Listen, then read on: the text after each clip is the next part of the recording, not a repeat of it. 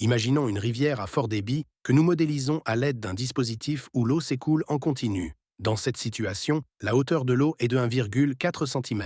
Maintenant, si nous plaçons un barrage appelé seuil au milieu de cette rivière, nous constatons que le niveau d'eau juste avant le seuil passe de 1,4 cm à 2 cm, tandis qu'en aval, il diminue de 70%, ne mesurant plus que 4 mm.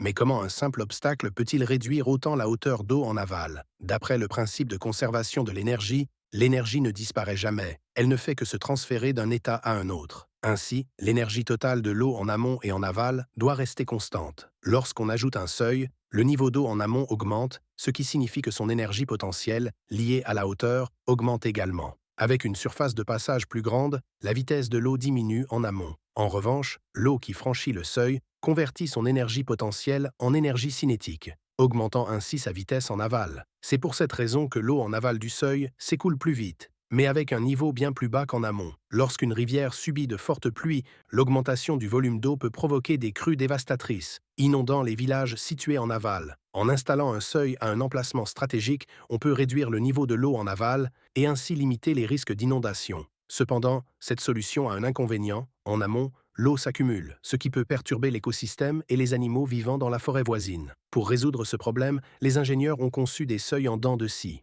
Grâce à leur structure, ils offrent une surface de passage 2 fois plus grande, permettant à davantage d'eau de s'écouler et réduisant ainsi la montée du niveau en amont. Mais ce n'est pas leur seul avantage. Les seuils en dents de scie favorisent également le dépôt des sédiments, empêchant l'envasement du lit de la rivière et améliorant ainsi la qualité du sol en aval. Ce système ne se contente donc pas de réguler les crues, il joue aussi un rôle crucial dans l'irrigation des terres agricoles. Une invention simple mais géniale qui démontre une fois de plus que les solutions les plus efficaces s'inspirent des lois naturelles de l'hydrodynamique.